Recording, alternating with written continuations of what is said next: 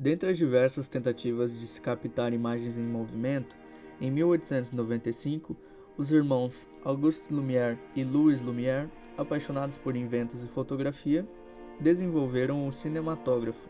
Este seria o primeiro aparelho a gravar e projetar as imagens de superfícies. Desta maneira, o invento dos irmãos franceses superou os concorrentes e transformou-se no aparelho preferido daqueles que desejavam registrar imagens em movimento. Na época, o cinema era visto apenas para fins documentais e para registrar através de uma câmera estática algo que estava acontecendo diante da lente. Seria o que se chama de teatro filmado, entre aspas. No entanto, Georges Méliès iria utilizar as câmeras para contar histórias, criar técnicas e narrativas que somente seriam possíveis com este aparelho.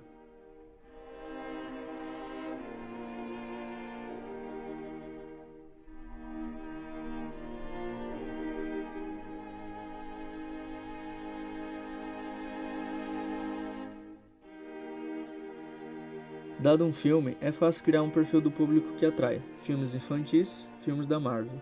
Família, crime, suspense, comédia, cada um tem um conjunto de público e, portanto, um profissional de marketing inteligente deve escolher os melhores filmes adequados ao seu perfil de cliente. Como exemplo, uma empresa imobiliária pode direcionar sua campanha para coincidir com o lançamento de um grande sucesso para garantir maior visibilidade de sua campanha. Uma empresa de carros de luxo pode anunciar com uma franquia do Homem de Ferro ou Velozes e Furiosos. Se bem escolhida, cada campanha combinada com o público-alvo pode proporcionar um impacto 10 vezes e recordação de primeira qualidade.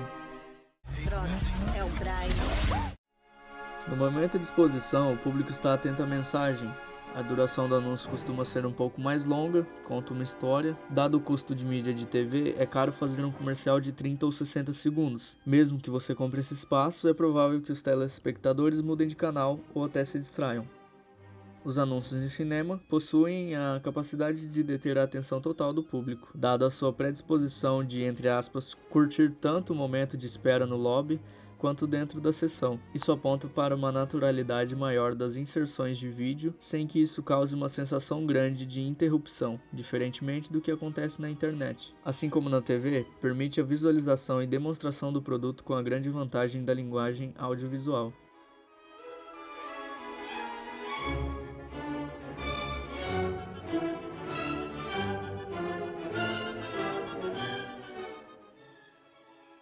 (1898) Primeiro cineasta do país.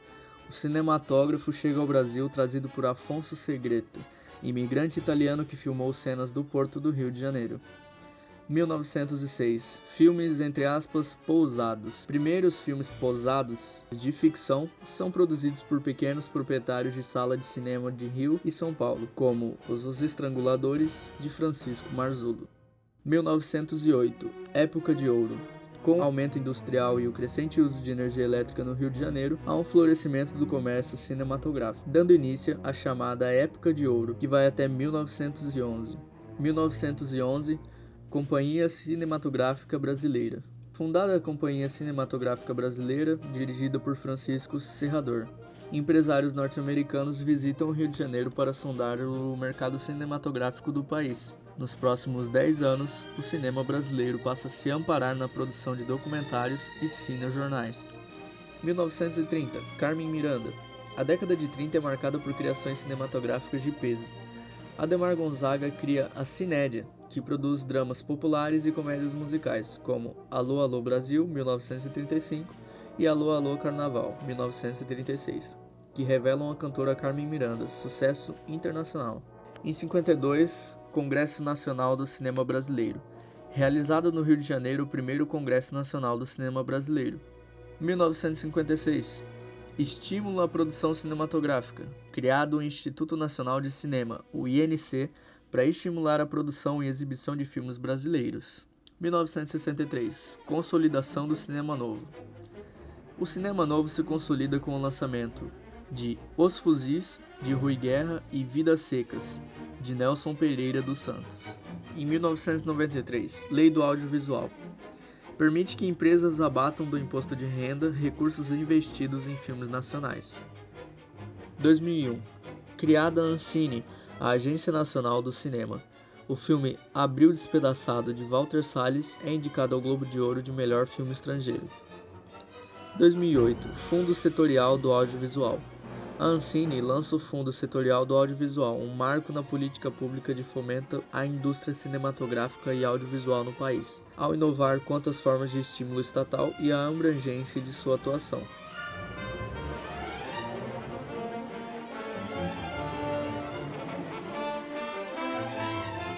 As inovações vão para as salas de projeção, especialmente os sistemas de widescreen. Também o cinema iniciou o uso de computador para seus filmes. Em 70, as salas de cinema ganharam novos recursos de som, como o Sensurround, o Dolby System e o sistema de Timecode. 1980, projeção com 3D e o uso do vídeo de alta definição, HDTV. Em 2000, foi lançado um projetor de alta definição para e-cinema para salas grandes de formato como o IMAX.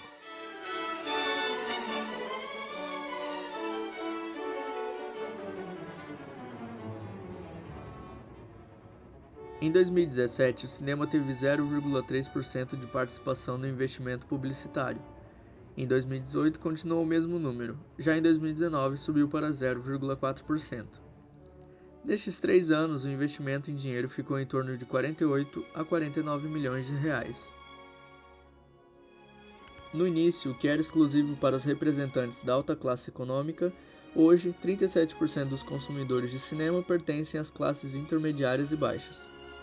64% do público do cinema tem até 34 anos, ou seja, é um público relativamente mais jovem, bem como 68% preferem assistir filmes do gênero ação e aventura.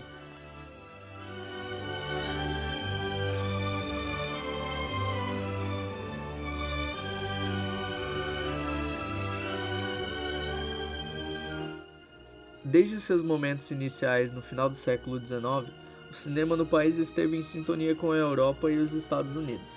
Não quanto ao mercado certamente, mas em relação à linguagem cinematográfica. Entre as décadas de 20 e 1930, o país enfrentou a transição do cinema silencioso para o sonoro, assim como em todo o mundo. A chanchada segue por mais de 2 décadas, com esforços reproduzir não somente a indústria cinematográfica, como também o estilo dos grandes centros produtores do estrangeiro e suas técnicas e tecnologias. Chegam então os filmes do cinema novo, entre 1955 e 1970, com estilo e tecnologia muito característicos e voltados a um projeto específico de cinema brasileiro. Copacabana Filmes apresenta a produção de Luiz Augusto Mendes, Deus e o Diabo na Terra do Sol. Um filme de Glauber Rocha.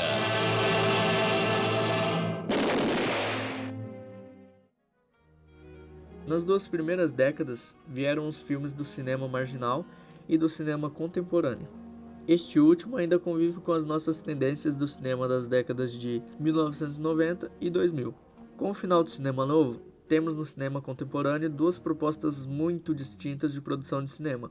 Há uma corrente em levar ao espectador filmes de concepção tradicional, em termos de estilo e de tecnologia, e outro de filmes mais avançados e atualizados em termos de linguagem, especialmente no que se refere à pesquisa de South. Há uma linguagem de filmes ditos comerciais que procuram atrair o público com mecanismos tradicionais da indústria cinematográfica, com uma história de apelo sentimentalista e atores de renome, especialmente da televisão.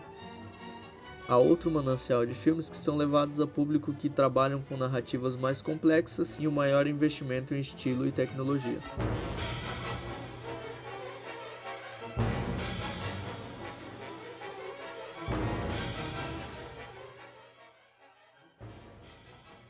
Desde a chegada de poderosos aparelhos para entretenimento doméstico, desde telas com melhor resolução, home theater, serviço de streaming de vídeo, TV paga, o cinema precisa se reinventar.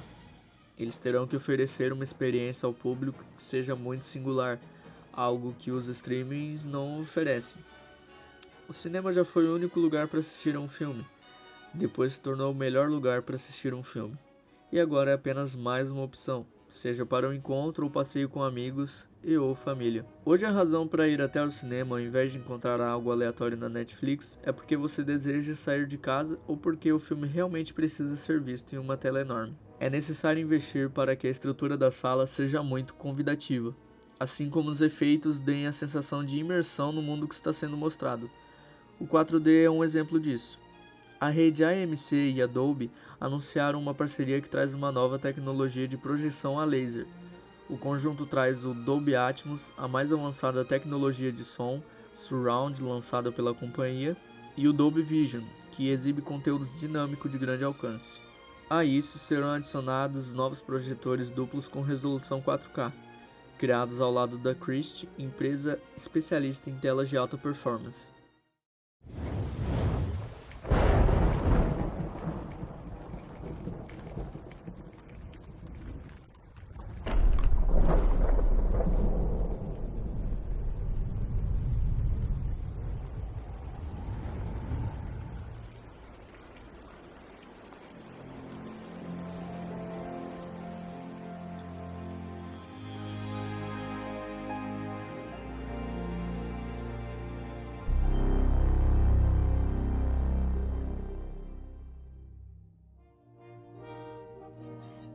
O crescimento das salas VIP, com poltronas espaçosas, reclináveis e diferentes opções gastronômicas, está entre as tendências focadas no objetivo de cativar e fidelizar o espectador, seja em ações específicas para divulgações de filmes ou como ferramenta para contar histórias completas nas telonas.